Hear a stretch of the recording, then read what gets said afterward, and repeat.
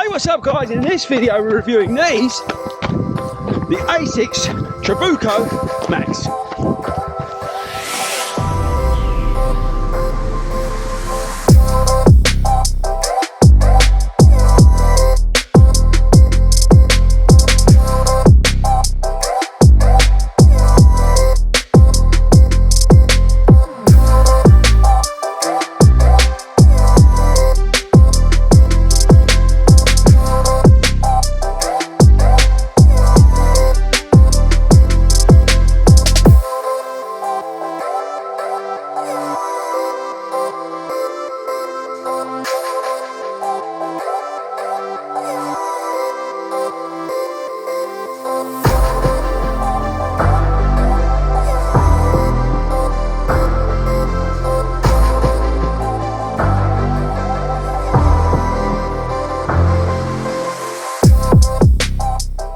What is up everyone and welcome back to 40 Runs. How are we doing people? Let me know in the comments down while you're down there. What is your favourite trail running shoe? What are you currently wearing while you hit the trails? Well, in 2021 I needed to update my sort of go-to trail running shoe and I grabbed a pair of the Asics Trabuco Max, and in this video I'm going to tell you if they're any good or not.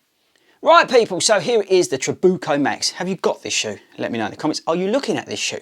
Let me know in the comments how you're getting on with it, etc, etc. What do you think on how it looks? Interesting look, no? It's sort of this max stack height trail shoe. It's really interesting, and we'll get on to why in a sec. But we're going to get firstly the stats and features out of the way first. So the Asics Trabuco Max features the Flight Foam midsole from Asics. The shoe is £140, I think, 145, sorry. We've got the guide tail technology, which is carrying over from the Glide Ride. Got the Glide Ride in the video, people. We've got the Asics grip outsole. I'll show you that in a second. We've got a very breathable mesh upper. We've got the gaiter system, show you that. 3D printed upper, which improves support. Toggled speed lacing system. You've got a 5mm drop. 294 grams, which is, what, 10.5 ounces as a guess? Something like that. Okay, right. So that's the stats features done very quickly. Where do we start? Where do we start? So, toggle lacing system here. Now, this toggle lacing system, you do it up and then in there is like a pocket.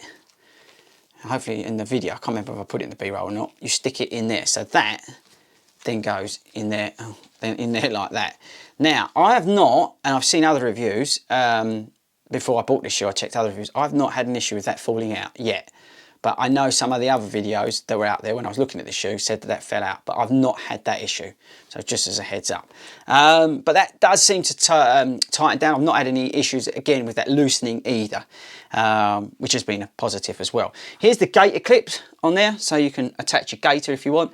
The Flight Foam midsole, and we'll come on to how the ride feels, but is quite soft to touch, and I kind of dig that sort of. And I like, if you've not seen the video, check it out, the Pegasus Trail 2, which has got the React foam in it. I kind of like that softer feeling trail shoe. My old trail shoes, which I never remember the name of, are like, well, they're like bits of wood with sort of lugs on the bottom of them. They're not the most comfortable thing in the world, which is another reason why I wanted to try this. We've got 3D overlays. We've got this very breathable upper, which is great, in particularly now it's getting warmer up in the trails. And then we've got the Asics grip. Now, if I show it like that, I don't know whether the lugs are how well it's going to show out, but there is a lot of grip on this shoe, as you'd expect. I mean, it's not like a hardcore trail shoe, this, okay?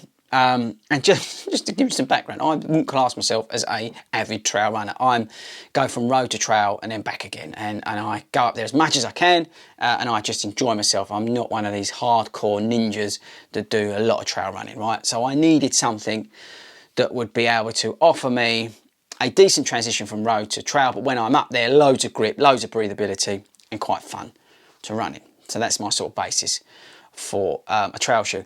Fits true to size. I love the fit of this. It's like any Asics for me. I just get on well with Asics shoes. As you know, if you follow the channel, I'm a big fan of Asics shoes. And it does kind of feel like a glide ride when you put it on in terms of the fit. I very much like that feeling.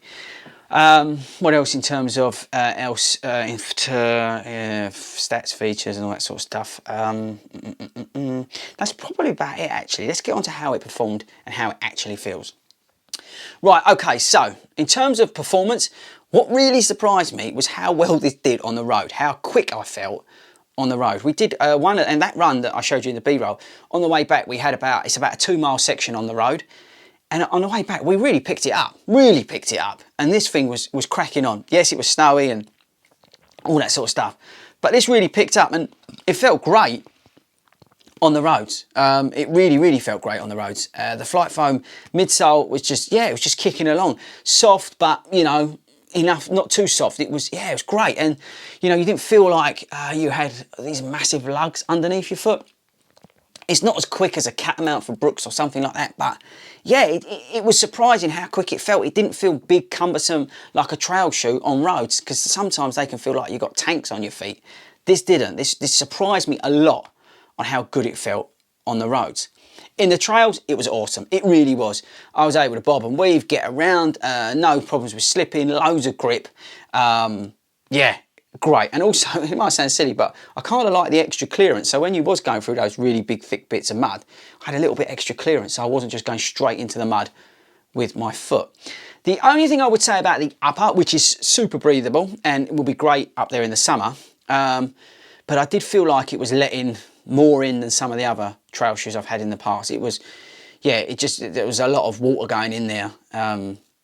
More so, sometimes with the trail shoes that I've got, like the Pegasus GTX, those, whatever they are, they seem to keep a little bit more water out before your foot starts getting soaked. So my point is, you're not soaked as soon as you get into the trails. You have a little bit of sort of grace, a little bit of period between absolutely having wet feet. But this didn't. This just, the water went in and stayed in, basically. So that was, yeah, that was one thing I would say. Plenty of protection around the front of the shoe, which was great. But it just felt, yeah, it just felt nimble. It was fast-ish. I mean, I don't run around the trails particularly fast, but no problems going up the hills, no problems coming down the hills. I was able to get around what I needed to get around, and there was just, yeah, there was just plenty of grip. It was just super comfortable. There's so much foam around, you know, the heel area, like very much like a Nimbus. So it's kind of all the best bits of Asics in a trail shoe, and that's the thing. It was, I was really digging it, and I'm so pleased that I bit the bullet and got these, because I was looking at the Hoka trail shoes, but because of my love of Asics and the Glide Ride, as you know, I've got an obsession with it. I'm really pleased that I got this. It's done really well. And you know what? We had some snow in the UK, and I was wearing these to run in just along the roads in the snow. Wasn't slipping, nothing, none of that problem at all. So it's really done me well. I'm really pleased that I got this shoe for my trails. And I think even like going up there in the summer when it's at, you know, it's that more like that dust and all that sort of stuff, I think this is still going to be a good shoe because it's got that Flight Foam midsole in it. You're going to be able to pick it up. It's not particularly heavy. It's just over 10 ounces.